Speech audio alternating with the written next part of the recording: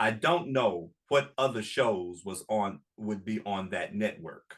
My And guarantee is that every 10 minutes there was a commercial. so So follow the money. Somebody uh, is paying. oh, come Somebody on. is somebody So is paying to allow him. If he had no financial support, he wouldn't be on the radio. that's true. I get that. But let me ask you, so the 5:30 news that comes on NBC, CBS, and uh, ABC, ABC, Fox. and and Fox, are those news shows or are those opinion shows? In my in my opinion, In your opinion, they are closer to news than opinion. okay. And yet they have commercials. Correct. So why is that? Why are they not influenced by the commercials? They are influenced by the commercials. Welcome to Peter and Phil's Courageous Conversations, a podcast addressing race relations and social issues in hopes that you'll be inspired to do the same. Now, let's begin our conversation with your hosts, Dr. Peter Weinstein and Dr. Philip Nelson.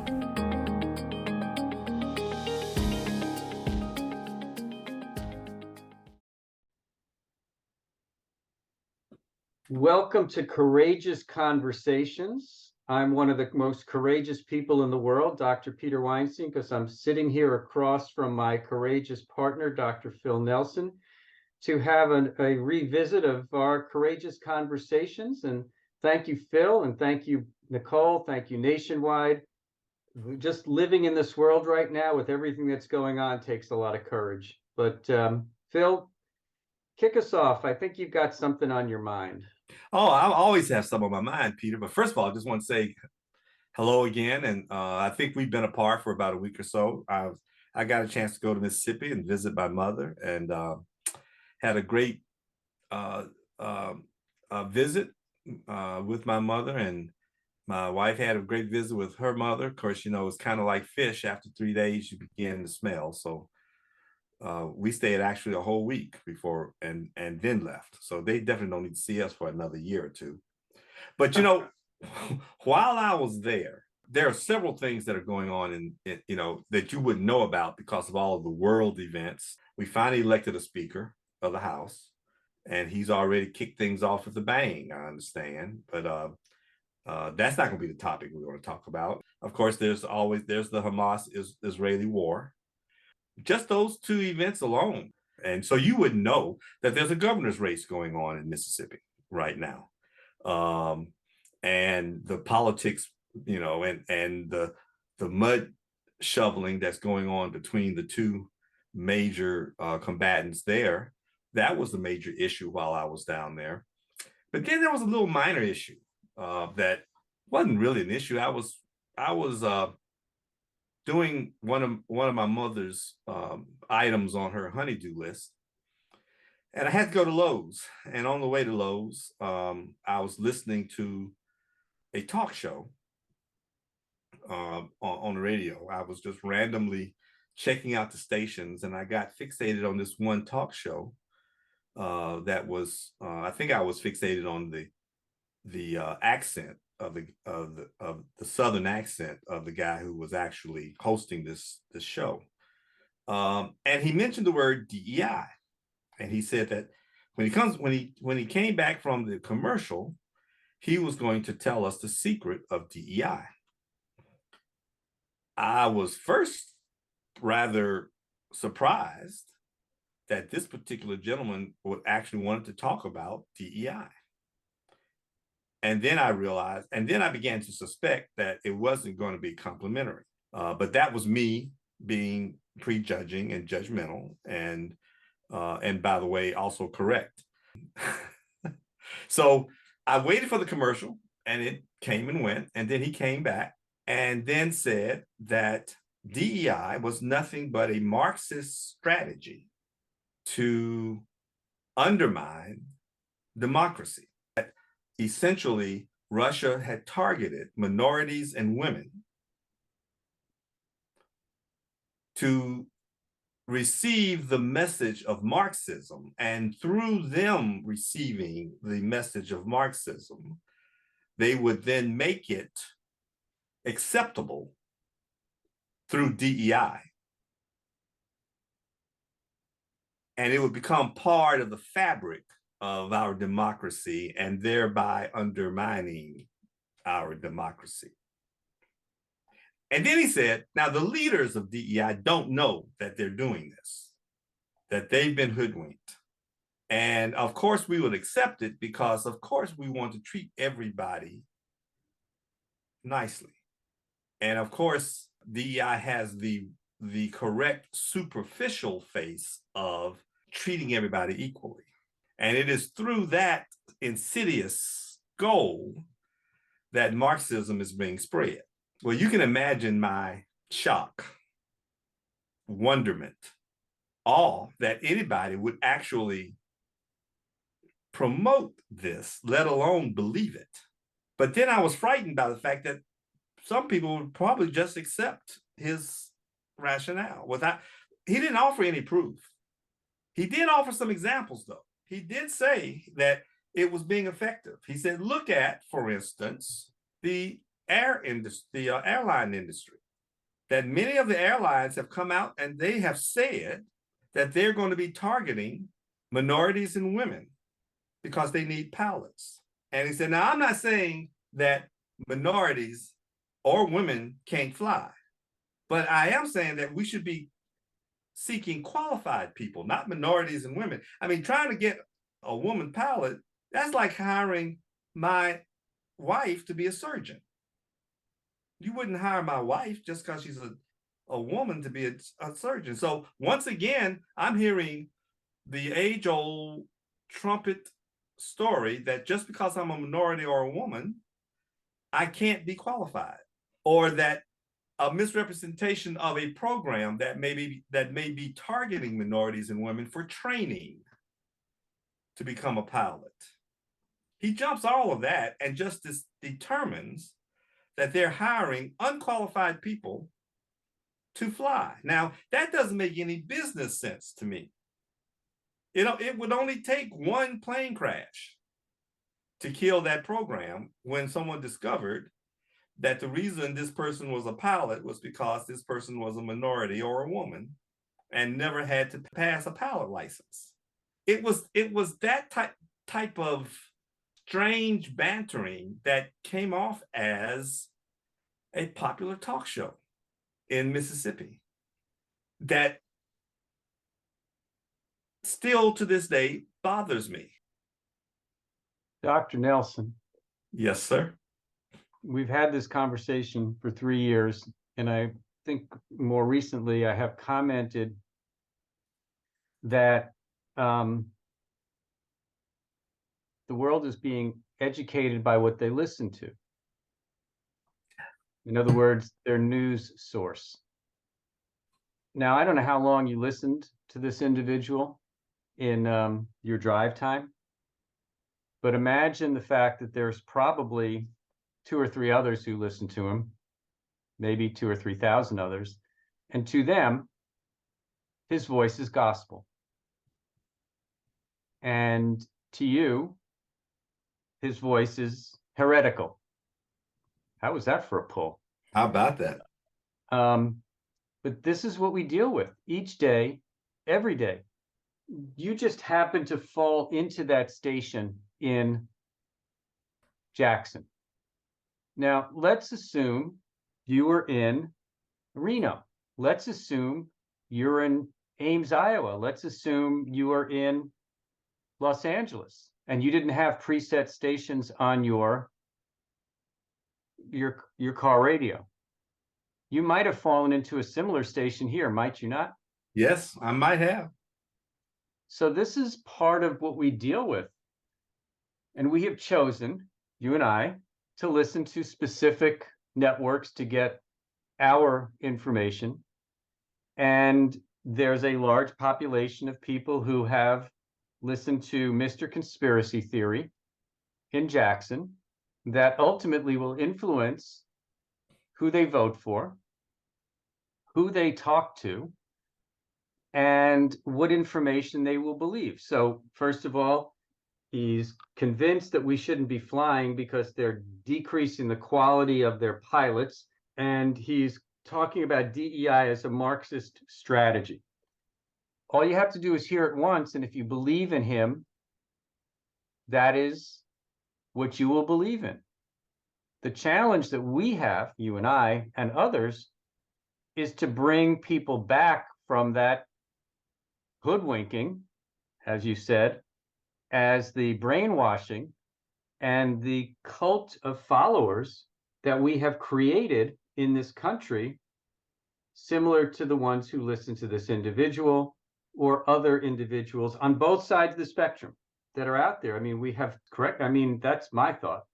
So I hear you. And believe me, there is a level of frustration that is in total agreement with your initial response, but I think it's a little too simplistic, to be honest. I'm not so concerned about the source as I am the potential for interpretation, or the lack of potential is probably my greatest concern. I'm wondering how many people who heard that radio cast actually questioned it at all. None. First of all, I refuse to say that, because to accept that none, because I was one of them.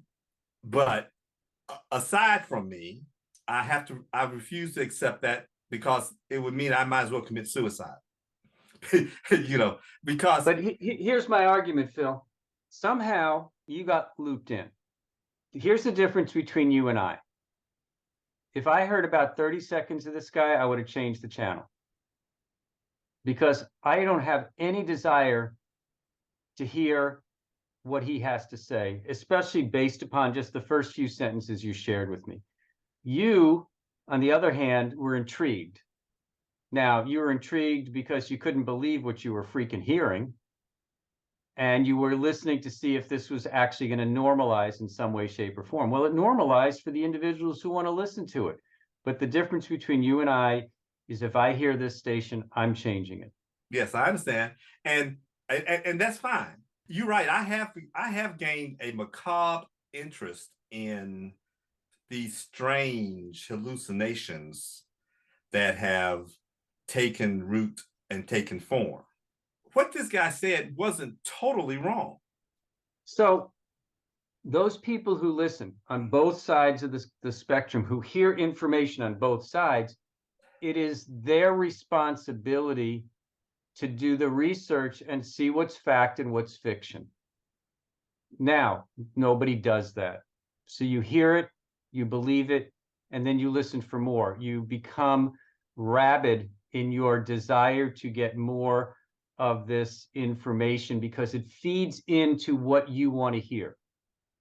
Yeah, I get that. I understand what you're saying. And maybe that's part of our goal of this conversation, except the wrong people are maybe listening to us in terms of us having that the impact we're trying to have.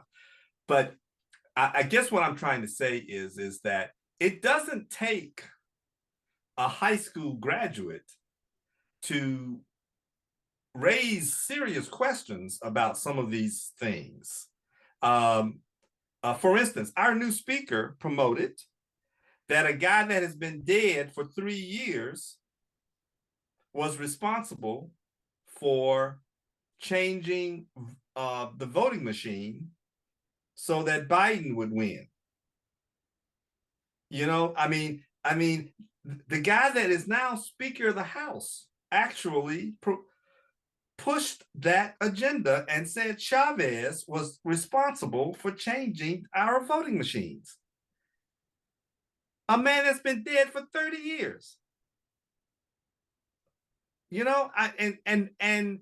And because of that, and because he got nearly every Republican House member to sign a letter stating it, it provides legitimacy that the election was stolen. Well, we could get into a deeper discussion of how and why he was chosen and why he is the chosen one, because he truly doesn't represent the Republican Party. He represents the interests of one individual who is the puppet master for the Republican Party. Or the puppet master of the MAGA segment of the Republican Party. Correct. I do understand all that. I didn't mean to introduce him to discuss the politics of how he was selected or why he was selected. I merely mentioned it to show how easy it is to raise questions that should cause somebody to do the research that you were talking about. That it does. I mean, all it takes is a brain. It's too much work. It's much easier to listen and be absorbed than it is to do the research. I mean, we can look at what's happened. Even if I don't do the research, there are certain things that just don't make sense that would cause me not necessarily. Maybe I could just end up saying I don't know, but at least I should be able to ask simple questions. Maybe we are not taught to ask simple questions anymore. Maybe. See, now we're getting somewhere. Now we're getting to the part to the crux of the problem that bothers me. Right? That it's not where I get my source from, it's how I receive my source of information. We've lost the will to question. We've lost we've replaced the will to question with the desire to invent.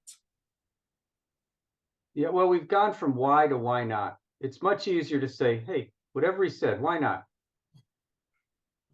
Why takes work. Why not takes acceptance. Well, I just think we've gone from truly trying to achieve mutual goals to just believing everything is despotic. Everything is a conspiracy. For instance, why do we have to defund the IRS so that we can fund Israel's war? Again, where do these thoughts come from? Whomever came up with these thoughts, basically, you can give anybody a microphone and an opinion, and they will find people who will listen to them. And that's what's going on. I mean, that's what's happening. How interesting would our education system be globally if every time, instead of the faculty asking the students ask the faculty why? Faculty gets up there and gives information. Shouldn't it really be the responsibility of the students to ask why? Well, that's exactly what our curriculum is based on.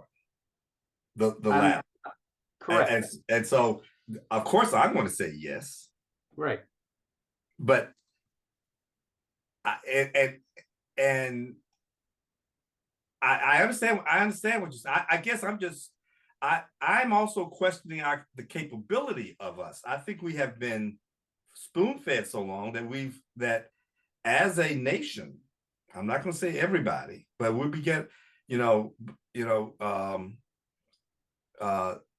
we've created a void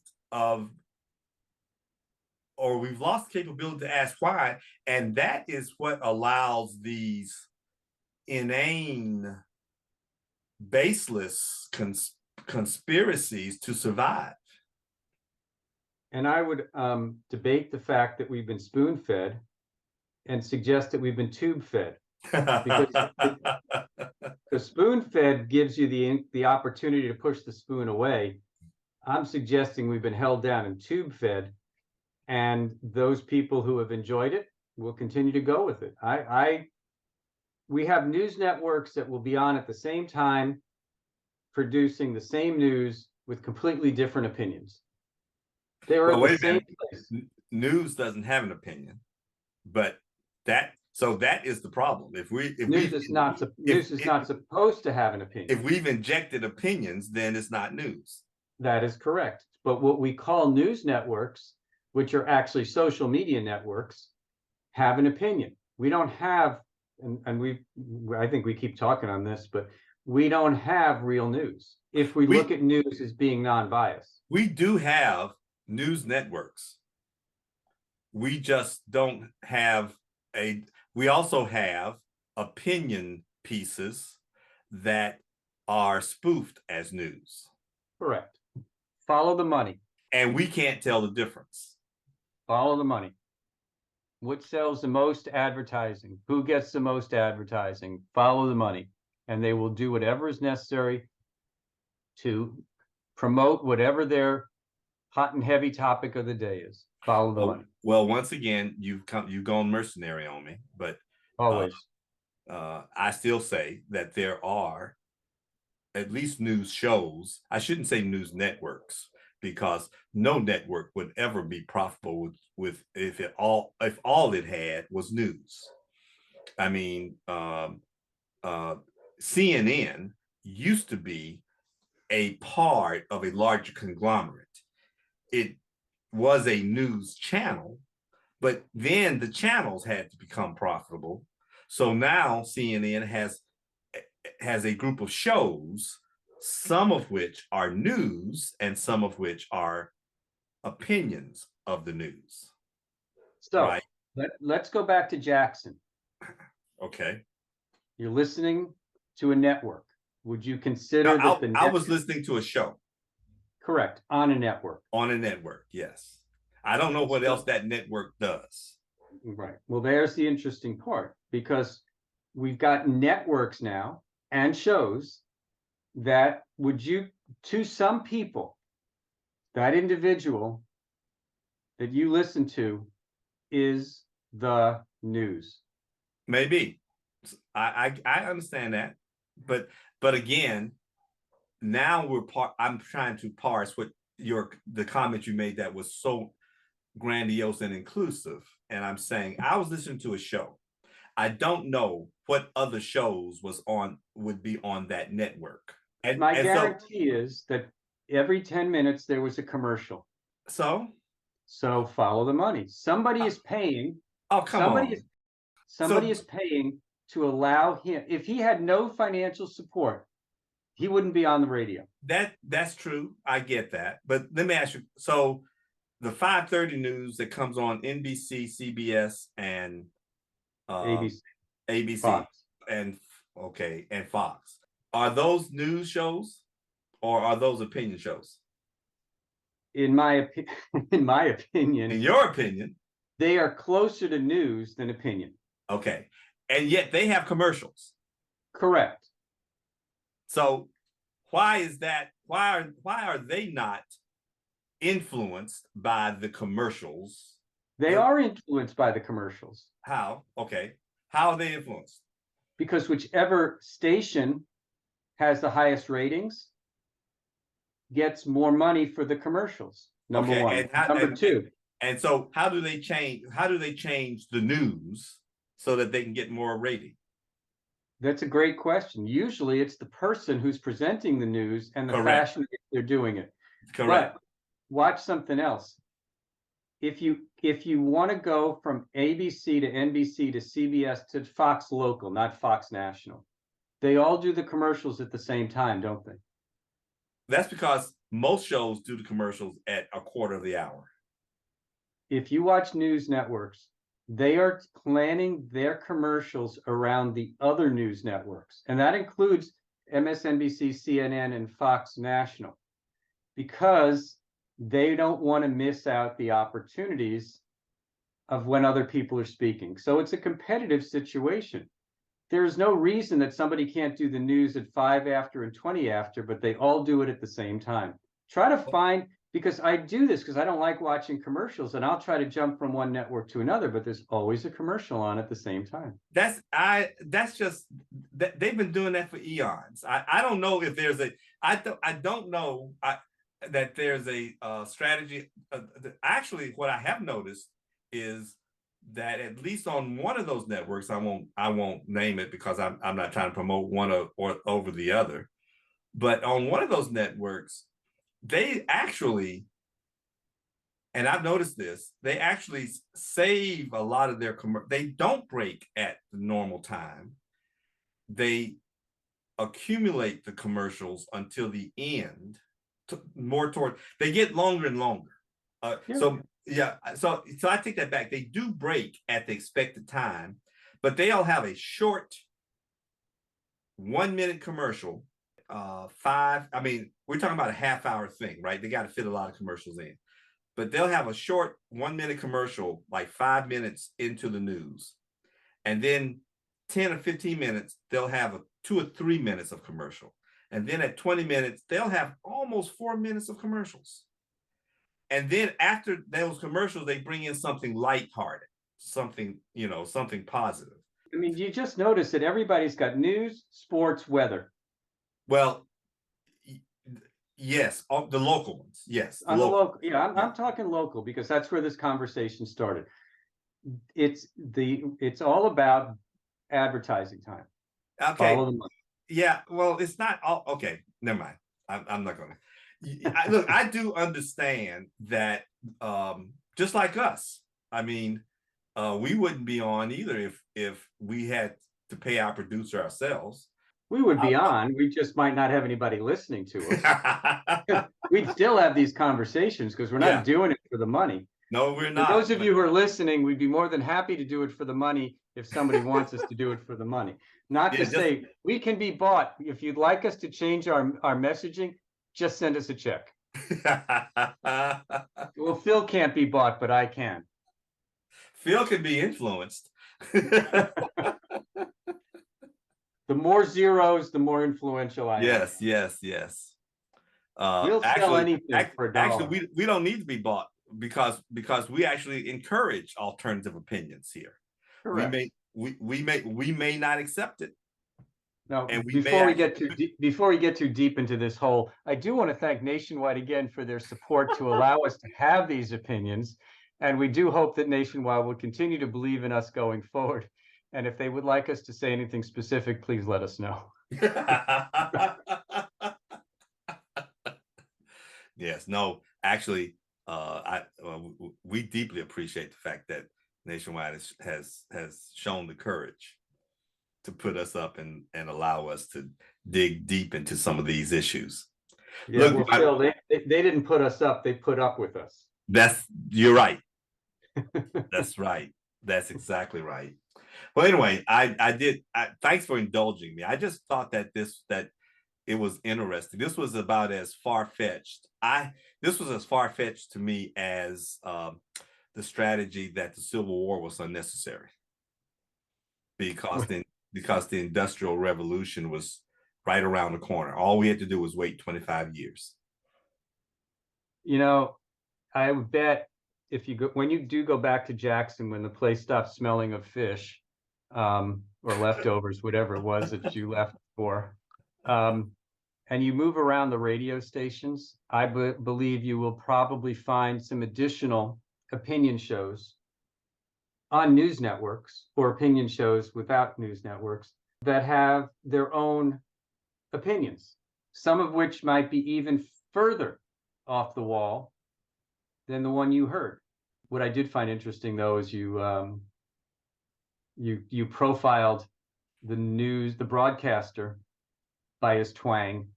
I just said, oh, wow, profiling.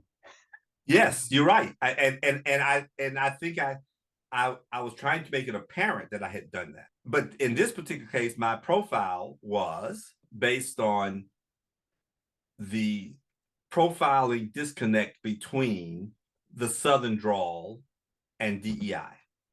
Let me ask you a question. Did you expect, if you had heard nothing else but his Southern drawl as he went to commercial. What was in the back of your mind? What was in your subconscious? What were your subconscious expectations of his position before he said another word? What do you mean by his position? His position. Oh, his position on DEI. Yes. What did you? Where Okay. did you figure that was going? Before he even got into it, where did you figure it was going? I figured it was going to go.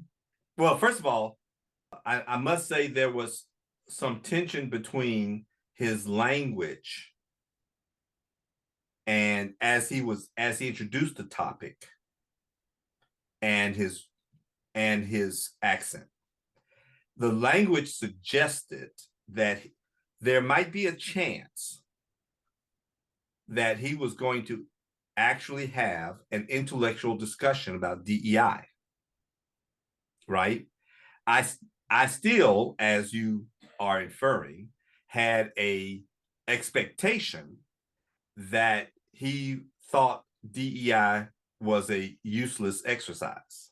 So now let's say the same script was presented by a newscaster with a British accent. Yes.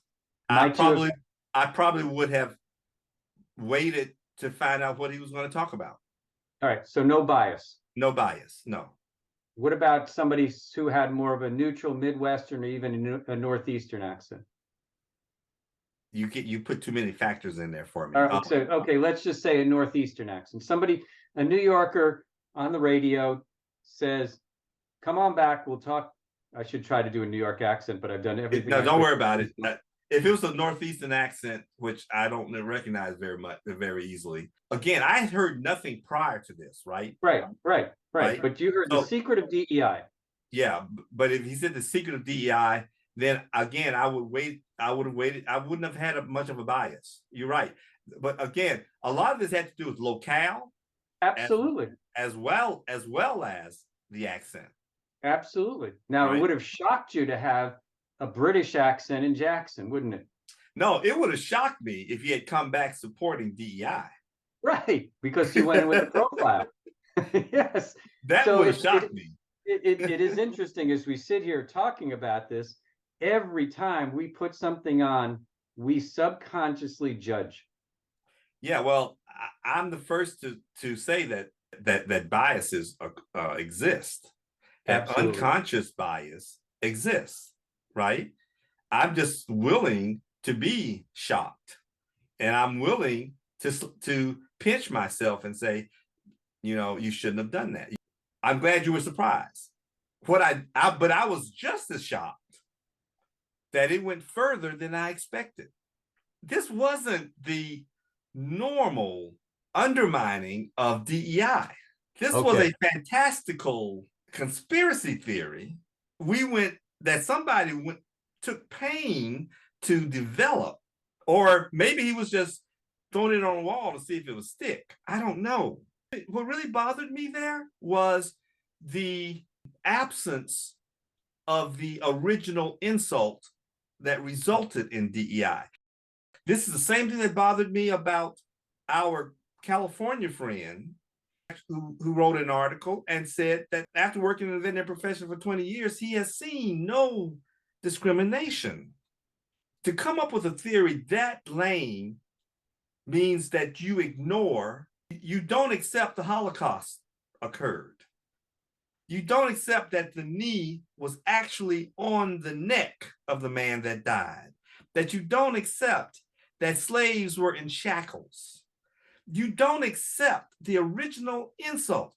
It's all about politics and Marxism and you know what it's all about? Shock jock, Howard Stern, the disc jockeys whose personalities were so abrasive that they became the head on the radio networks. And we know them.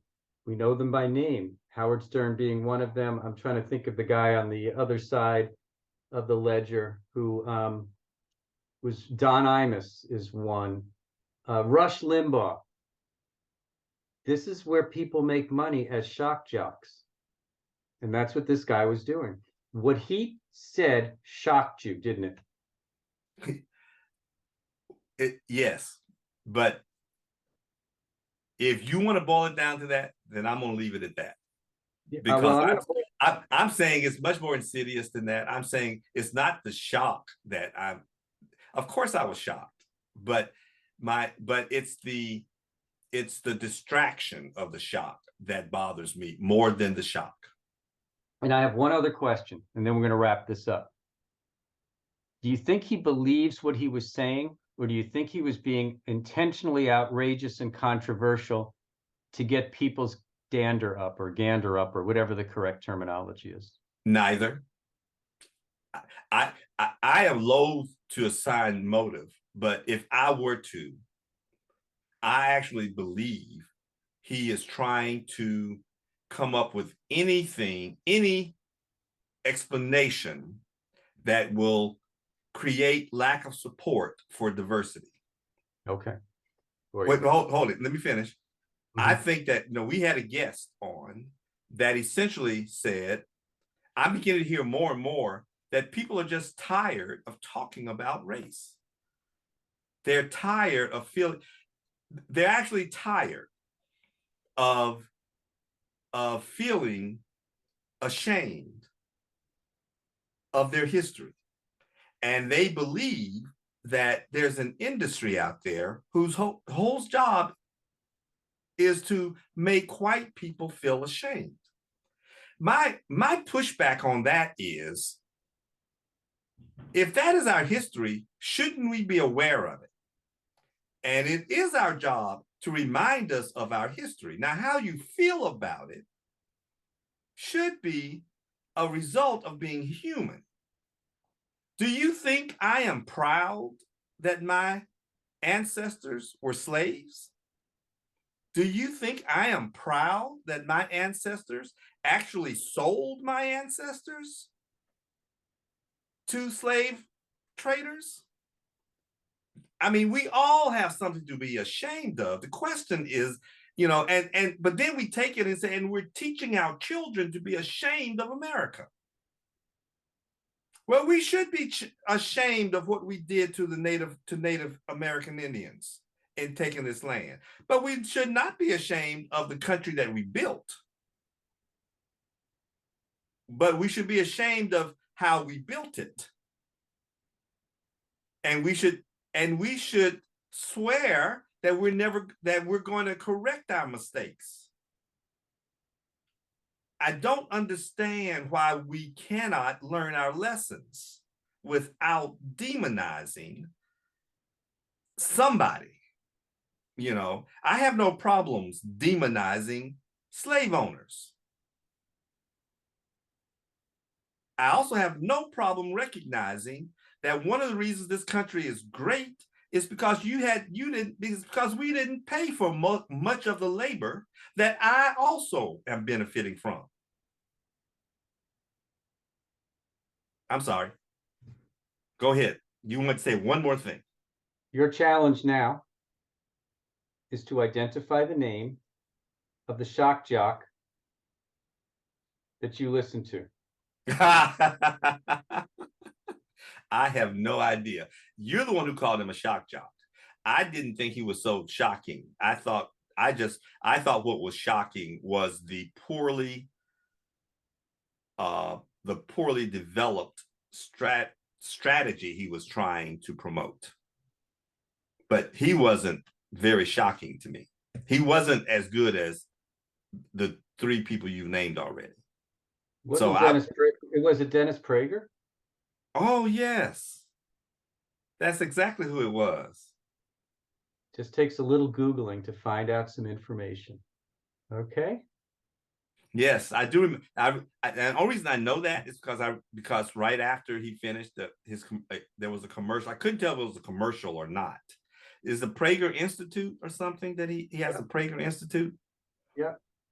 So the whole purpose of this institute is to come up with these fantastical theories. Let me ask you a question. What's more effective? A hidden Marxist plan undermining as part of a platform for DEI, or gerrymandering a state? Which is more effective in undermining democracy? To me, gerrymandering the state. Me too. Okay. Dennis Prager interviews author David Johnson about DEI in his new book, The Diversity Con. Okay, this is who you were listening to. I'm very happy we've resolved that situation. You can go to Dennis Prager. You can go to DennisPrager.com to learn more about Dennis Prager and PragerU and everything else. On that note, I've time to shut off the shock jock and move on. Well, thank you for educating me, Peter. I appreciate that. I mean, you brought it full circle, and I appreciate you for that. Yeah, not a problem. May I suggest that you bring your phone in the car right now and play music and not news? And as I said, I was just running down the stations, and that one caught me. Yeah, well, but you know, it was entertaining for at least an hour. And another how many minutes? 49 minutes with me. So that's what I meant. All right. Thank you, Phil. Thank you, Nationwide. Thank you, Nicole. Thank you to our 12 listeners, where I think we're up from 11. And thanks to all of you for being a part of a really courageous conversation. I'm still waiting to understand the secret of DEI. And Phil, maybe you can explain that to me next time. There is no secret to DEI. It's about humanism. There we go. Pure and simple. We'll catch you next time. All right.